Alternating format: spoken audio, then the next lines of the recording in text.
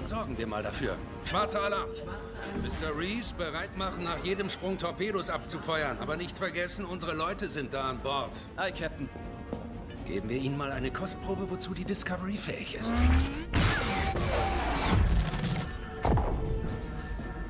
Doch! Was machen die ganzen Weingebieter? Das Föderationsschiff ist spurlos verschwunden.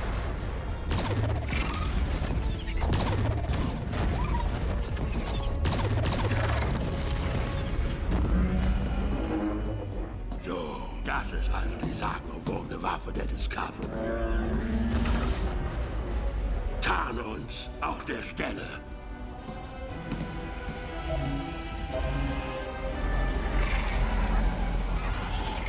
Captain, das Schiff der Toten tarnt sich.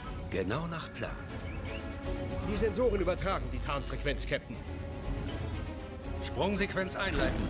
Aktiviere Spurenantrieb in 5, 4, 3, 2, 1. Ich liebe dich. Los!